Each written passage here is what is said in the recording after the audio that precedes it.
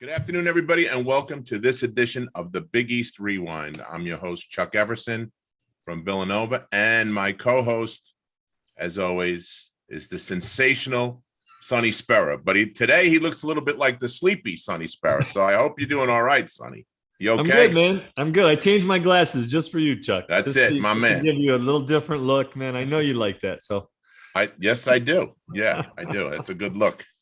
Well, Bust my today chops all the time, David. Today we have a distinguished member of the media who's covered the Big East, amongst other things. I mean, she's been right now currently the senior writer for The Athletic, and she's 25-year reporter, and she's covered everything from the Super Bowl to the Little League World Series to the Final Four and everything in between, the NBA Finals, everything. But I have it under good authority that her favorite job, though, is the beat writer, Sonny, for Villanova basketball. I know that's her favorite position that she's had. Really? And currently, really? You got confirmation of that? I have affirmation, yeah. And currently, she's the author of the new book that comes out tomorrow, The Big East Inside the Most Entertaining and Influential Conference in Basketball History. Please welcome to the show, Dana O'Neill. How are you, Dana?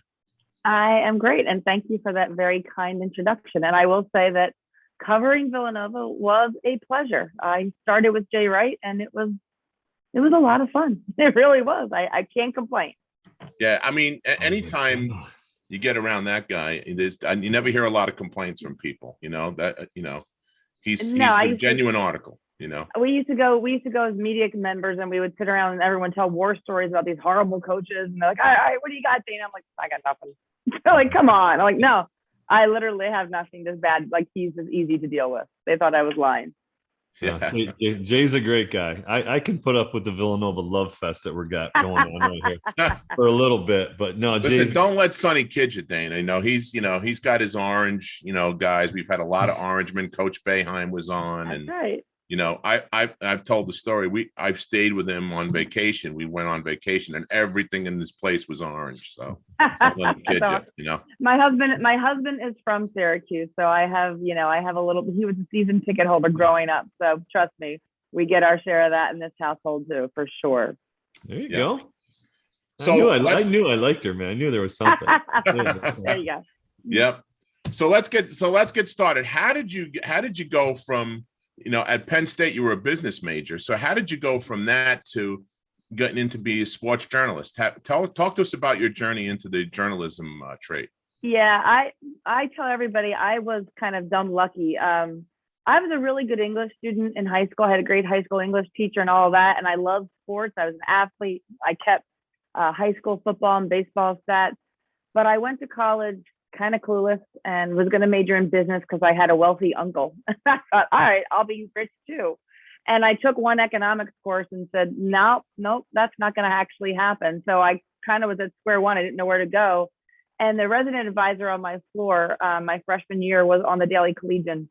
And she was just having it was a freshman dorm, and she was telling us all things to get involved with. And she suggested that if you're interested, hey, the Daily Collegian is looking for writers, go take the test. So I took the test. I had zero journalism experience, tiny high school, never had a journalism class. You basically got a bunch of facts and you had to write a story with them. And at the end, they asked you, should you get chosen for the Collegian, what department would you like to work for? And like I said, I was a sports fan. My dad's a diehard sports fan. And I remember thinking in my head, well, if I get chosen for sports, maybe I'll cover football and meet Joe Paterno. I mean, that was literally like the extent of my well thought out plan here. And I got on the Collegian, and by Thanksgiving that year, I came home and told my parents I want to be a sports writer. I mean, literally, I don't know what would have happened if she didn't tell me, hey, go try out for the Collegian. I often wonder. I have no clue, because I definitely was not going to be a business person. That definitely worked out pretty good for you, Dana. I mean, yeah, I can't complain. Yeah, you've covered everything, as they said in the intro, from the Kentucky Derby to the Little League World Series and everything in between. What's your favorite event that you've covered? Look, every year I love covering the NCAA tournament. I mean, it's just, there's nothing like sitting down for that first game on the first round, the first noon tip on a first round, and the same thing for the national championship game. When I sit down at my seat, I still get chills. So that is always my favorite event. In terms of like just the major thing, I just had this conversation with a friend of mine, like, what's the best thing I've ever covered? And I hate choosing that. I mean, by dumb luck, I was at the Leitner shot against Kentucky in 1992. Wow. I was at Chris Jenkins' shot, obviously, in 2016. I was at Dalen Suggs' shot just this past March. I mean, those were all great March moments. But the one thing in terms of just atmosphere, it sounds crazy, but when I was at the Belmont and American Pharoah came around the turn to finally break the Triple Crown curse, I've never felt a crowd like I felt that moment.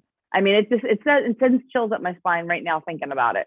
Wow. I mean, it was horse racing. It's not the same major event, but because it had been such a Triple Crown drought, that moment was just ridiculous. I got to ask you, in your years at Penn State, something that's really important to me. How many times did you visit the creamery, and what's your favorite flavor?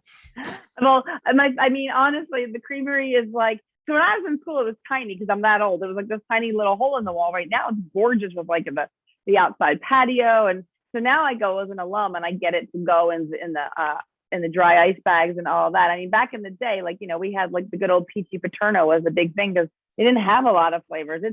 I was just up for, I took my son up for the Penn State Auburn game, and the line was just down the block. I just can't even. So I usually go on like off days when I can get up there. I sent that to my nephew, who was a Penn State graduate who lives in Los Angeles. That was his one of his Christmas presents. I had Penn State ice cream shipped to him for a few months. Very popular. Beautiful thing. So now you get into Philadelphia and you're on with the Daily News, and you get, you know, there's a bunch of, I know you were with the Phillies for a little bit and the Eagles for a little bit, you know, and then you got involved with college basketball. So talk about the jump into college basketball and how you started working with the Big Five teams and Villanova. Well, I got really lucky. I mean, the Philadelphia Daily News was such a joy as a place to work for the people I worked with. I mean, you talk about an all-star cast of writers and an incredible section. I mean, Phil Jasner was covering the Sixers at the time. We had, you know, Paul Hagan covering the Phillies. I learned so much just by observing. And, you know, hey, it's the Big Five. I mean, I was desperate to cover anything. And Dick Girardi was kind of in charge of college basketball coverage at the time. And he stuck me on LaSalle with Speedy Morris. Yeah. And I had a great experience. I mean, because Speedy is amazing. So that was great. And I think, you know, Girardi, I think I got pregnant, and Girardi decided that he wanted to move me someplace a little safer neighborhood.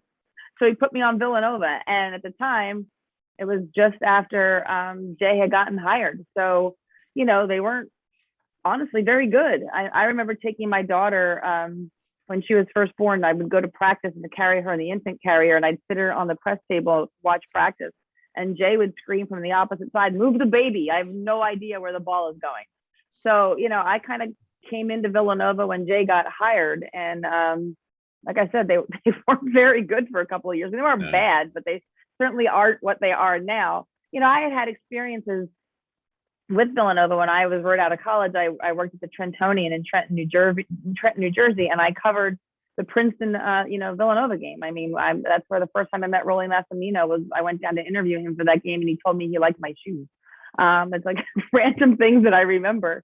So I knew Big Five basketball and what a big deal it was. So I was just grateful to cover any of the teams that I could, honestly. So I got to ask you the next question. I'm gonna jump forward just a little bit. Yeah. Where did the idea for the Big East book? Where did that come from? Where did that? I wish I could say that I was brilliant and I thought this was a great idea. A book agent by the name of Matt Carlini, who had done a book with Bruce Feldman, one of my coworkers at The Athletic, reached out to me on Twitter. I had written a story.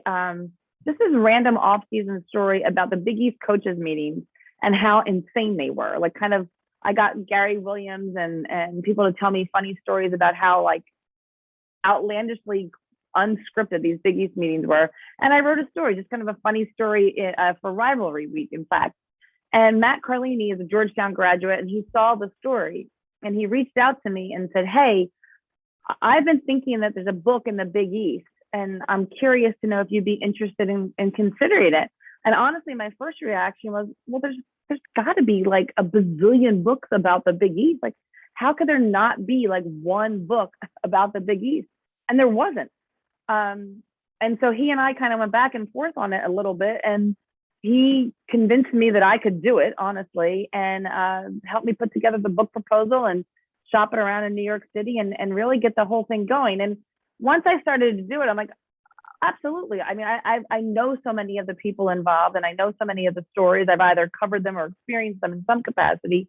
So it made sense, but I am not bright enough to have realized that there was a book in the Big East and I should tell it. Okay. That's good. Yeah, It's always good to have friends, right? So they Right? obviously recognize something in your style and your writing that they wanted to bring to this topic. How deep a dive did you go?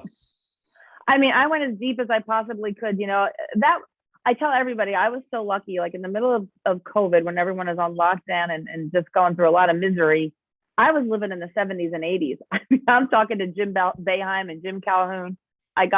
Thank God, I spoke with Coach Thompson before he passed away. Right before COVID shut us down, I spent 2.5 hours or 3 hours, I forget how long it was, in an office with Lou Carnesecca and Jack Kaiser, the former St. John's athletic director.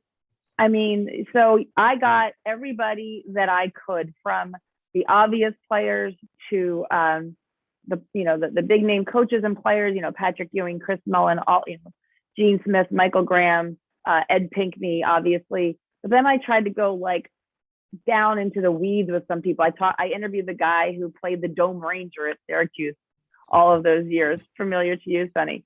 Sonny and I are laughing because we had him on the show. Dennis, he's fabulous. Yeah, he's fabulous. He's an interesting character, that's for sure. He is. So my idea was like, if you're going to tell this story, man, you can't just take the people at the top, right? You got to dig beneath the surface. And I talked to secretaries and just officials. I talked to John Cow and Tim Higgins and Art Highland, people who were officiating in that league and dealt with all of the crazy characters. It was so much fun. It was so much fun. The only stinky part was, because of COVID, I had to do most of them on the phone or via Zoom. I just couldn't do them in person, which kind of stunk. Right. Well, we're going to put you on the spot. We're going to need to get some good dirt. We're going to need to get some good stories. We're going to need some background stuff, because the people you've talked to, we've been fortunate enough to speak to, and it's been a lot of fun, and it's been a big education for me. So let's start. You can think about them, but we're going to hit you up for a few. Why don't we start with UConn? Anything you'd like to share that you picked up along the journey about our fellow Huskies? Well, I mean, I guess part of it is like, so just the general theme that surprised me about UConn that I didn't really understand, because I kind of grew up to it late. People didn't want UConn to join the Big East. Like, that was not a popular choice. They weren't very good, and they were a big state school in the middle of stores. And Dave Gavitt, being Dave Gavitt, of course, is the only guy that kind of saw it as an option. But he basically gave John Toner, the athletic director, like, you're in or you're out. Gave him 24 hours, like, pick. And he was like, okay. And I mean, I thought that was just kind of crazy, considering how much a part of the fabric that they are now. But I mean, look, Jim Calhoun, as I described him in the book, he's the worst loser in maybe all of sports. I mean, he's a horrible loser. And the stories about him just sort of, I mean, I remember the 6 overtime game. I covered that one. And I remember afterwards, everyone's like, oh, this wonderful, memorable, classic game. And who did they play? Who did they play? Syracuse. Okay. All right. There we go. Yeah. Just a little. So, yeah. And after the game, like, he was so miserable. And I remember asking about it for the book. And he's like, it's like saying to people, like, well, you were at, if you were at Gettysburg, but you got shot. Like, well, yeah, I was a part of Gettysburg, but I got shot. Like, he was miserable still to this day about the 6 overtime game. So, there's so many stories about them and the great Allen versus Allen, Big East tournament final between Allen Iverson and Ray Allen, and just their whole backstories of how those two kind of came into, you can't talk about two guys that came from opposite ends of the spectrum, right, to meet for an epic game. But yeah, like I said, I think maybe I wasn't as aware as I maybe should have been at just how unpopular of a choice UConn was. Like, they kind of added them, Holy Cross said no. They took Boston College. And all of a sudden, like, all right, well, let's take UConn. And like I said, again, only the brilliance of Dave Gavitt could see that as a brilliant idea.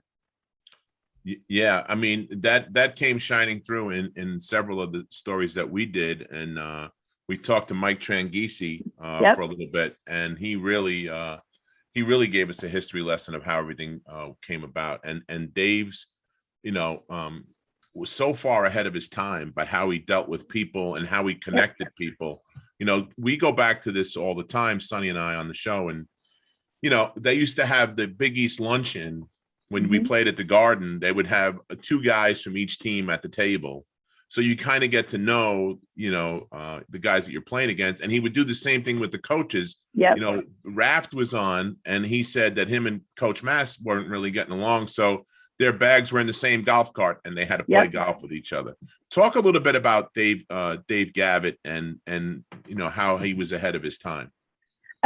In every possible way, I think that a commissioner or a visionary in sports could be ahead of his time. He was. I mean, first of all, start about the whole, look, we're in the world of conference realignment, right? Everything kind of moving and shaking. He aligned Eastern basketball. I mean, Eastern basketball was the ECAC with 200 plus teams, everyone kind of playing, making their own schedule. There was no theme to it. And the ACC had pretty much owned college basketball because the Eastern Seaboard couldn't get its act together, and all the great players were going to the ACC. And he saw that. I mean, just to have that simple vision, right, is unbelievable. And it's really interesting. In the book, I talked to Mike Tranghese, obviously, at length, and he talked about how Dave tried to get Penn State, and the vote came down like multiple times to 5-3. They needed 6 votes, and they lost every time 5-3. And think about it. If he had added Penn State, I mean, where would we be? I have no idea. But a lot of things shook out because Penn State, didn't fit in. So, in terms of that, and as you said, with the way he partnered people, his son Dan told me that he used to labor over the seating assignments at the dinners that they would have at the coaches meeting, because he wanted to make sure that the coaches who weren't getting along, as you said, sat next to each other with their spouses and had to kind of tolerate one another. Yeah. And he, Rick Pitino told me a story. He was in a huge tiff with I forget I'm trying to remember who it was with. It doesn't matter at this point, but anyway, he's in a huge tiff with one of the other coaches, and it might have been Rowley, and they could not agree. And 2 Italians having a problem? I know, right? Can you imagine Rick Pitino arguing with people, Rolly Massimino? But he sent them out on the golf cart, and Rick refused to ride in the cart. He walked all 18 holes just on principle because he was so stubborn. But Dave tried to make sure, and Dave's message, what I thought was really important to all of the coaches, which is so lost unfortunately these days. The league comes first. If you want to complain and yell at one another, you're going to do it behind closed doors and air every petty grievance. But when you sit in front of people, you are going to applaud one another. You're going to support one another, and the league comes first. And they did that. I mean, they really did. If you think about it, back in the heyday, I mean, Jim Boeheim and John Thompson Jr. did not like one another and did not speak. That was real animosity. Yep. But publicly, they supported one another. And that's hard to do. I mean, when there's such high competitors and with so much at stake. And I think sadly is a lot of what's lost these days. So, Dave was just, man, I mean, I don't think you can, someone said, I think it was Boeheim said, you don't have this league without Dave Gavitt, and you don't have a lot of college basketball as we know it and teams as we know them without Dave Gavitt. I mean, again, UConn is not UConn without Dave Gavitt. I'm not sure Villanova is Villanova without Dave Gavitt. I really don't know. Yeah. PJ, you know what else too was interesting about him is his vision for what he wanted for his goals and stuff were really off the charts. Because he, Tranghese came out and told us, he goes, it was going to be the first one was in Providence. Yeah, Providence, Syracuse, and Hartford. Yeah, Hartford and the Garden. And that's exactly what he did. And especially after the class of 85 came in with Patrick and Eddie and Chris and those guys, Sonny, who's a member of that class, by the way. So when they came in, it changed the whole conference, especially when Patrick came in. And that's when they went from the small arenas to the big arenas. We wound up at Villanova playing at the Spectrum instead of the Cat House. And everybody had a little field house that they played in. So that to me was his other big attribute is his vision. Talk about that for a second, if you could. Yeah. And it's really, if you think about it, it's really courageous, right? I mean, not only are you putting all these schools together that nobody can see a logical fit except for you, but yeah, I mean, Tranghese told the story that John Thompson Jr. called him the day he signed Patrick Ewing, and Dave Gavitt turned to Tranghese and said, "We're going to the Garden."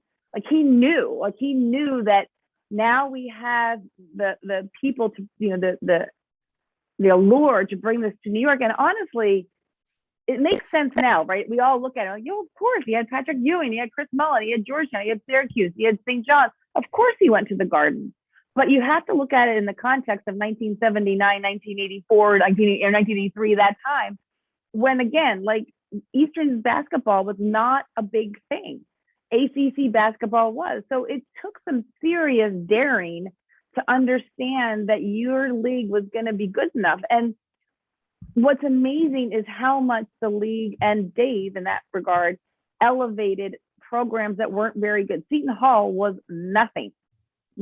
I mean, people didn't even know where it was. People in New Jersey didn't know where Seton Hall was.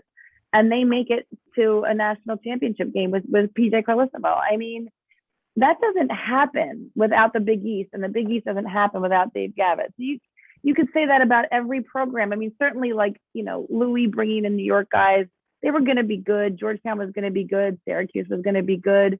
But there were some of those, Providence wasn't very good until Rick Pitino came in. I mean, and all of that is because Dave saw something in that basketball brand that nobody else could see.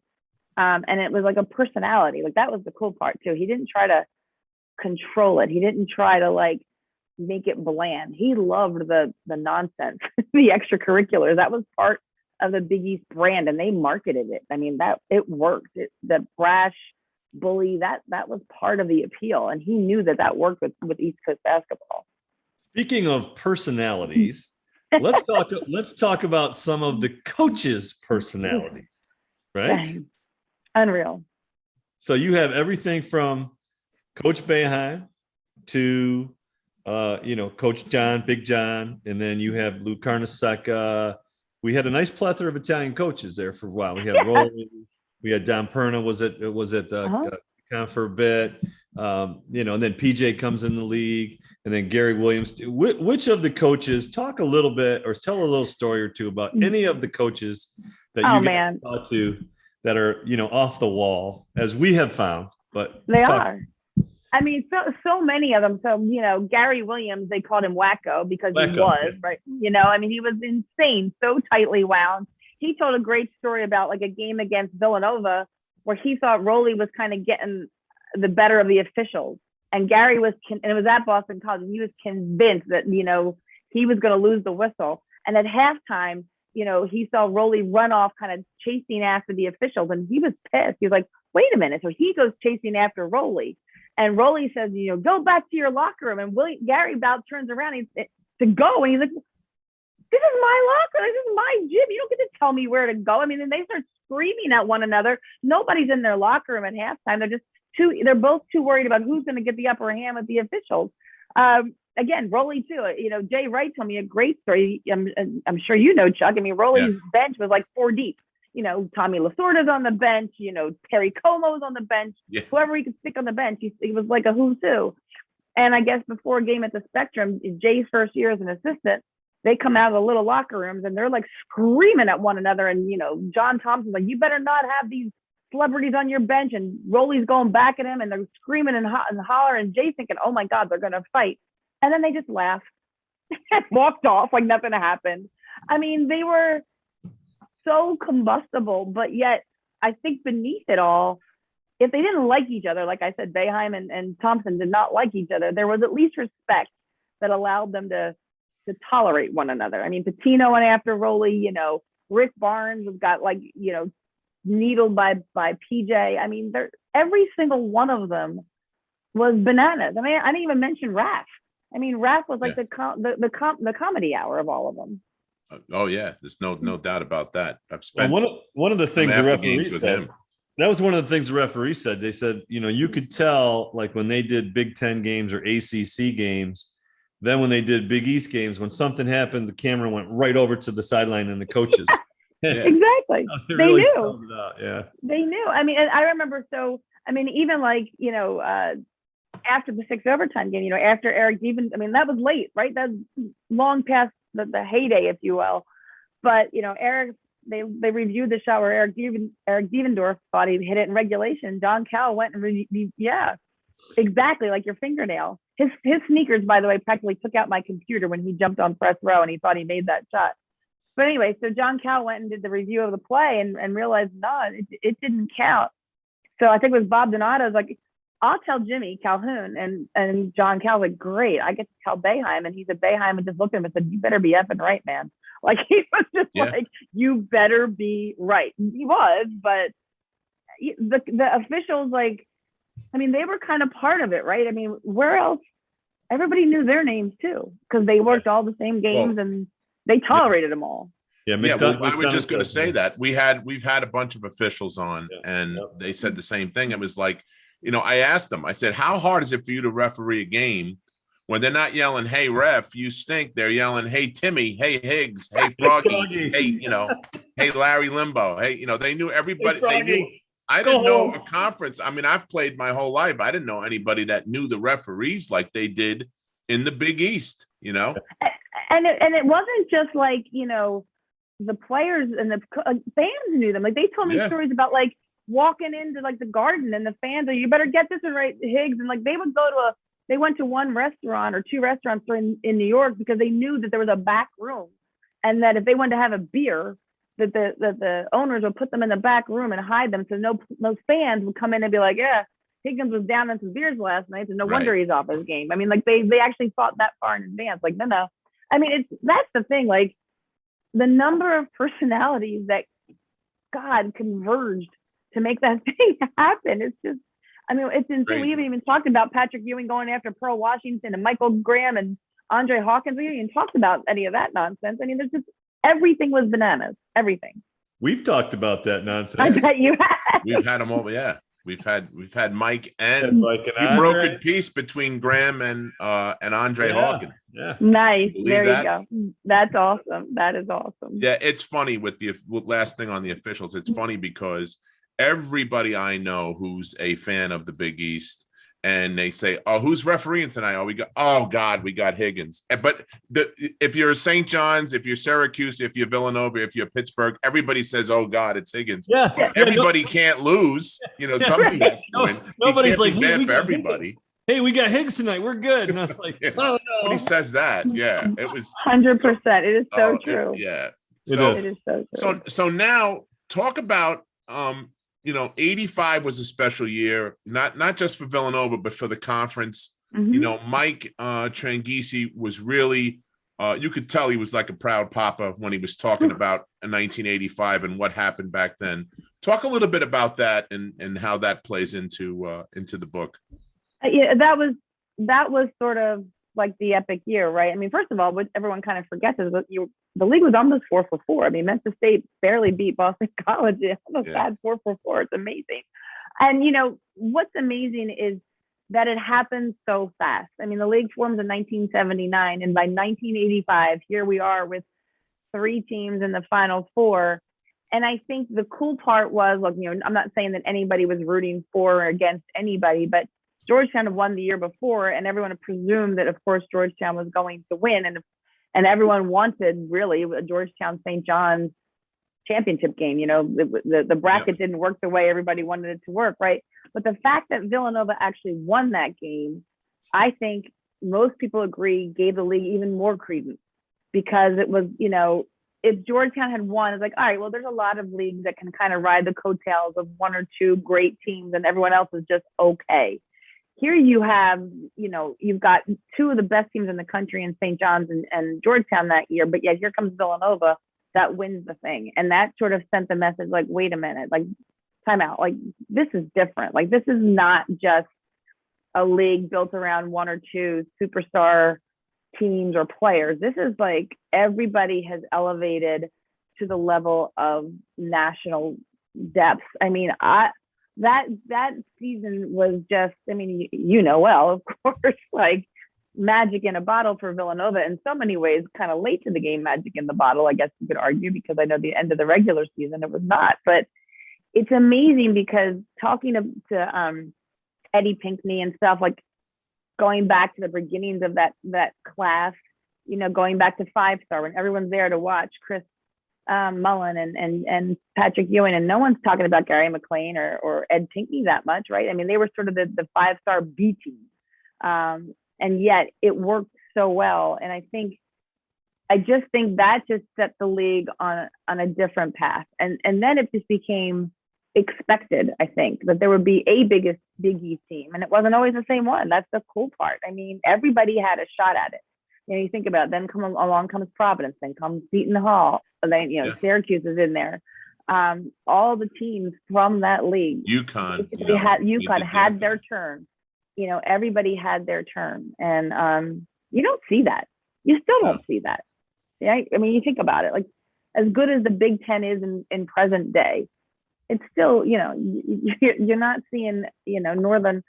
You're not seeing Iowa and Northwestern in the Final Four, right? It's a different world. I think in the first 10 years, Dana, we had 2 national champions, and we had 6 or 7 teams in the Final Four, which correct. Was pretty cool. And I believe the stat was, I have to look it up exactly, but of the teams that played for a championship, they all lost by like less than 5 points or something. It was and yes, I mean, like, it wasn't like they were getting teams into the Final Four accidentally who were then getting their doors blown off and having some moment of like, all right, well, you got here, but you didn't belong here. They all belong there. And that to me is just the sign of how strong that league made everybody. So there's the dagger that I just got from the 87 loss to Indiana. Sorry. That's the broken heart that all of us suffered. So now let's morph right in. Let's just go right into the players. So you got a great perspective, and you talked to, because Chuck and I have talked a little bit about kind of the Mount Rushmore of the early Big East. Mm-hmm. And it seems to be the consensus was, Patrick, Chris, Ed, and Pearl. Yep. And the coaches, and it's almost like the same coaches from the same teams. Talk about some of those players and how you were able to get some stuff from them or get some vibes or some really understand what they, because I know what they meant to the league, but talk about what you saw and learned. What's really interesting is I don't think, Patrick's an interesting character. He's very private, as I'm sure you guys have spoken to him, and guarded at some level. I don't think he ever understood until much later how big of a deal he was to the Big East, right? I mean, maybe you can't if you're Patrick Ewing and you're in the midst of it, but he had gone through so much in high school with all the issues in Boston, and then what he went through in college with the horrible way he was treated. I don't think he appreciated what a big deal he was, because it made such a difference that the top player in the country that could go anywhere was going to go to this baby league like that nobody believed belonged. And here he comes. Chris Mullen going to New York. All right. Like, he's a New York dude. He's known Louis his whole life. He had options, obviously, but staying home wasn't that outlandish. But Patrick, he was going out to UCLA. He could have gone to UCLA. He could have stayed home in Boston. For him to go to Georgetown was just, it sent a message that this league meant something. And people could do great things here. And then, of course, you add Pearl. And I like that. I kind of build Pearl as sort of the bridge, because he stuck around, right? He stuck around. He wasn't 85. He stuck around and kind of bridged them from that great 85 group where everyone thought, like, well, what's going to happen now? And here along comes Pearl, who was just like, I mean, he was like a show. He was like a ticket, right? I mean, you wanted to buy a ticket to see Pearl more than you wanted to buy a ticket to see a basketball game. It was a show, yeah. Right? And he was the perfect bridge, because he was totally different in terms of the way he dominated. He wasn't, Patrick Ewing. He was just crossing people up and making them sort of their head spin. And that's the thing. Like, it makes sense, right? Because there were so many great players in the Northeast, but none of them wanted to stay home. And the fact that Patrick, and then Chris, and then Pearl, and Eddie Pinckney to an extent as well, chose to stay home, Chris Smith choosing to stay home in Connecticut. That's what made that league truly great. I mean, we could have all kinds of caricatures and crazy guys on the sidelines doing all kinds of antics, but if the game isn't great and the players aren't great, it's just a stupid show. And it's pretty much shown to be a kind of a fraud. but the product on the court was so high end, and one player became better than the next, and it just kept going. After you get into the Seton Hall era of, Andrew Gaze, I know people will think, all right, he was a mercenary hired for a season, but him and Darryl Walker, and you get into Pitino with Billy Donovan, and there were just such great players that carried it from one generation to the next, to the next, to the next. And what I think is really cool is when you talk to the younger set, if you will, there's such an appreciation and understanding for what the torch was that they were carrying. Like when they walked into the Garden, they understood that they were inheriting something really great and that they had an obligation to uphold it. And I thought that was really cool. I am so impressed when I talk to like the Jerry McNamara's, if you will, and even the Chris Smiths and all those guys who came along secondary. They knew everything about what happened in the 70s and 80s and how lucky they were to be to carrying on that great tradition. I don't know. I was privileged to sit at a lot of those Big East tournament games and watch so many of them up close. And I used to always say, like, covering the Big East tournament when it was at its heyday was every bit as, if not as good as covering the NCAA tournament. I mean, it just really was. Well, I think it's a little bit chicken and egg, right? Did the league come first? Did the players come first? And to me, you can't have one without the other. And I think the players, like you said, Patrick went to Georgetown. And then people are like, oh, okay, well, we're going to watch Georgetown now. They didn't say I was going to watch the Big East. Right. But then they started watching Georgetown, and then all of a sudden TV comes in. So it was like a perfect blend of all these factors. And then now you have great players. And now you have like you said, it wasn't top heavy. All of a sudden, 87, Syracuse is in the national championship. They weren't around 85, 89, and 89. And in 87, Providence was another team in the Final Four. 89, you have Seton Hall playing for the national championship. So it really rolled over. It wasn't like, oh, these are just bottom feeders. No, it was, these teams were on the up and coming, and it was fascinating. Who were some of the characters that you got a real feel for with your talks? Well, I mean, obviously I spent a lot of time on Patrick, and I don't know if you can call him a character. Certainly he was a presence, and I enjoyed hearing some of the stories about how he carried himself on campus, trying to be an ordinary guy. And he roomed with Gene Smith, and he and Gene got into a fight one time, and I think Patrick had some clackers, and Gene was like, all right, like Patrick literally locked himself in the room to prevent himself from beating up Gene, So it was like, he understood he was a rather large man, that this could get kind of ugly in a hurry. But, unfortunately, Pearl, obviously not with us. I had to get people to tell me about just the razzle dazzle of playing against Pearl, but going way, way back to your earlier days, like, Louis Orr and Roosevelt Bowie, like they were so important. They come into Jim Boeheim's first year and they make a show. I mean, and they were hilarious in terms of like, I call them like country mouse and city mouse. Like they couldn't have been kind of in terms of their recruitment and their interests more different, but together they were just magnificent and, kind of got Syracuse and Boeheim rolling along. Without them, what happens to Syracuse? I don't know. I just feel like there's somebody like that at every single stop. I mean, like I said, I talked to Andrew Gaze in Australia, and he was here for a half a minute, but that was such a crucial half a minute for Seton Hall, and he was exactly what they needed. They needed a shooter, and here he comes, like out of freaking nowhere. You talked to Mark Bryant? No, I didn't. But I talked to Darryl Walker and they were and Jerry Walker talking about all kind of that whole era of players and and I talked like I said, Michael Graham and Gene Smith and all those guys, kind of what it was like to be in the locker room with kind of like if you're I don't say a bit player isn't the right phrase, but if you're like a secondary player to these great players, what was it like being around them? And the thing that I think is really important is that those bit players, if you will, were every bit as important as the star players, because very often, like, these big games don't necessarily ever follow the script like they're supposed to. And it's like somebody else who comes along and does something unexpected. So, yeah, I mean, I just feel like I think and you talked about with the marriage of players and league. The other thing we're forgetting to mention is the marriage of the timing of ESPN, right? I mean, Here we go, like a little sports network happens to be born at exactly the same time. Yeah, it's a Desperate perfect for programming. storm. Yeah. Definitely a perfect storm. Yeah. Really, I mean, like Mike Tranghese just said he went to like some mud-soaked field in the middle of nowhere, Connecticut, and Steve Feichel was telling me he was a student when he lived in Connecticut at the time, and he took one of the first tours that ESPN offered when it was nothing. He said it was like going into a gas station with TV monitors. I mean, it was like nothing.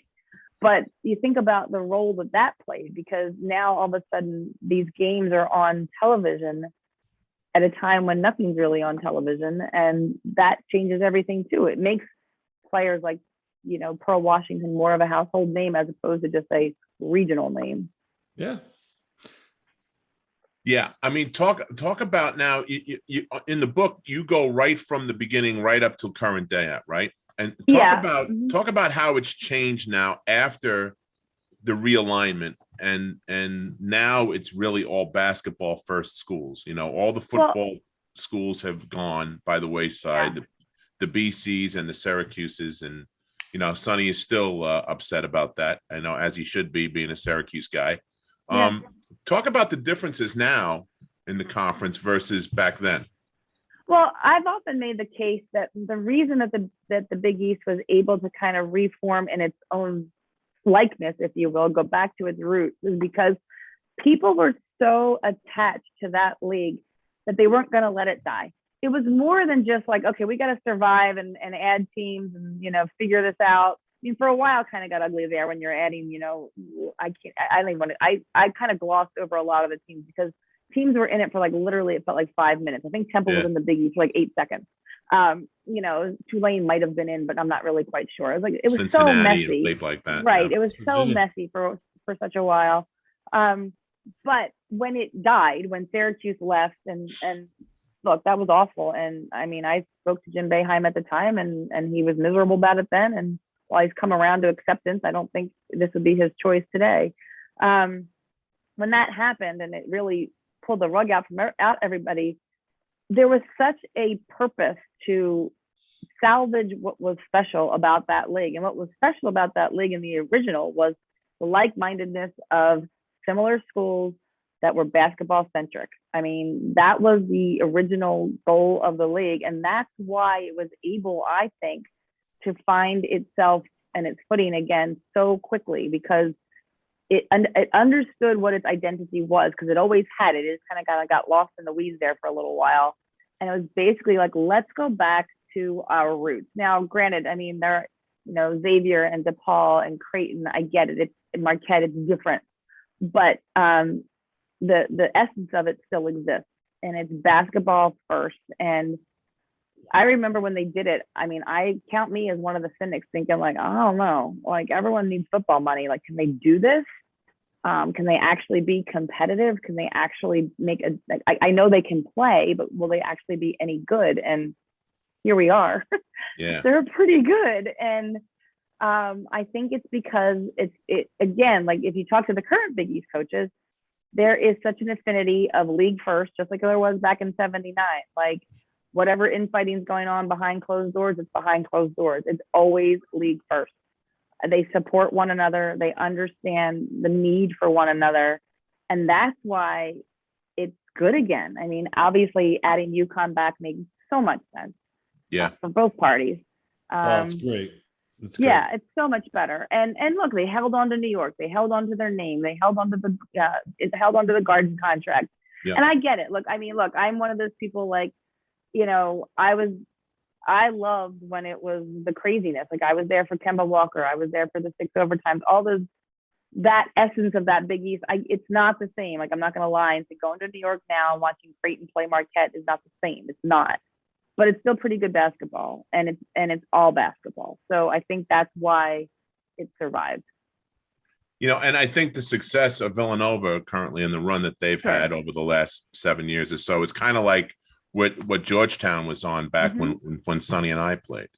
So yeah. I think that helps too. And I think I also think the better that Georgetown gets, I was very happy for Patrick that they won this year, because I think the better that Georgetown gets and the better St. John's gets, the better the league 100%. Gets. I've said that for years. When the Big East gets Georgetown and St. John's back on track, that's when that league will take off again, because It's gonna that's the pop. name. Yep. That's the name brand, right? Like that is just like, it's like you're playing word association. I say Big East, you say Georgetown, Villanova, and St. John's. Like it's not complicated. So when they get it going, and if they can get it going, that's when, look, it's great that Creighton has been very, very competitive and very, very good. And that's awesome. And Xavier has been good here and there. And, Providence, we need Providence too. I think the league needs Providence too, and Seton Hall for that matter. But Georgetown and St. John's, because of that history, if they could get it going, then you're really on to something. That's going to be, I think, the pivotal thing is just to get it back. And UConn. And, UConn can do a lot, because UConn brings essentially the entire state of Connecticut to the Garden whenever they play. Ridiculous. Yeah. So the Big East, inside the most entertaining and influential conference in basketball history, comes out tomorrow. We're talking with Dana O'Neill. Dana, how did you come up with the title for the book? I mean, that's one of the biggest titles I think I've ever seen on a book. It's funny because we went through so many things. We were trying to be cute and clever. Like there was a line that Jim Calhoun gave me he said it was Camelot with bad language. Like it was a great line to define what the Big East was, right? But if you put it was Camelot with great language, like people don't necessarily go to the bookstore and understand that that's a book about the Big East. Or if you do a search engine, which all these things matter in present day, right? That's not going to come around. So after trying every kind of cutesy sort of thing, we were like, well, let's just call it the Big East. I mean, that's kind of what it is. And then come up with sort of this tagline that really defines it. And I'm sure some people might argue the tagline, is it really the most influential conference in college basketball history? We can fight that if you want to, but I tend to think it is, because I think college basketball grew around the Big East in that heyday. I mean, television, like we talked about, everything kind of came together with television, great teams, great coaches, great players, and all of a sudden the sport exploded.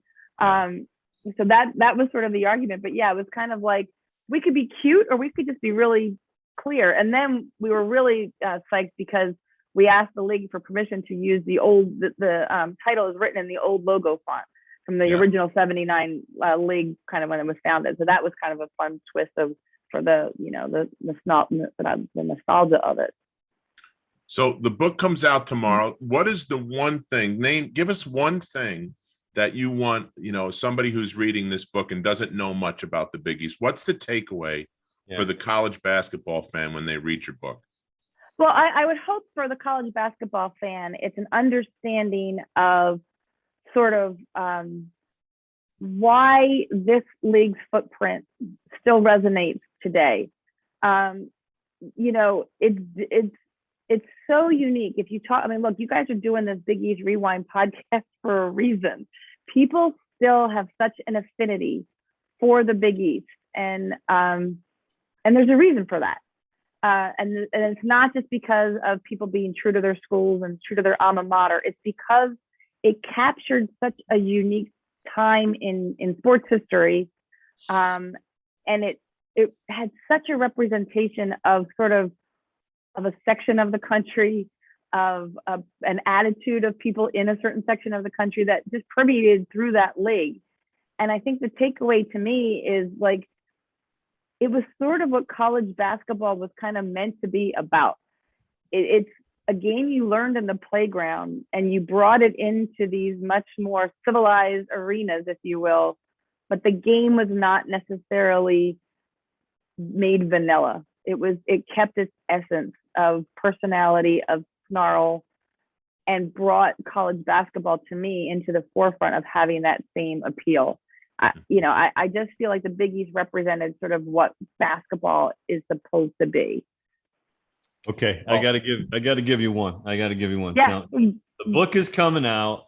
Here's your chance to give that little juicy plug, like right before, like, who shot JR, kind of something that really is, and they got to read the book, oh, sorry, it's in the book. Oh, you got to read the book. Do you want to give a little teaser? Go ahead. Yeah. So there's one thing, and it was one of those, I sat down with Mike Tranghese for 5 hours in Providence at a hotel conference room. And at one point he paused and he was telling the story about when he became commissioner, and he got a phone call from Frank Rienzo, the old Georgetown athletic director, telling him he needed to come to Washington, D.C. And Mike was in Miami at the time, Miami was in the league playing football, and he was at a football game. And he's like, I'm at a football game. I can't. He's like, no, you need to come here. You need to come here.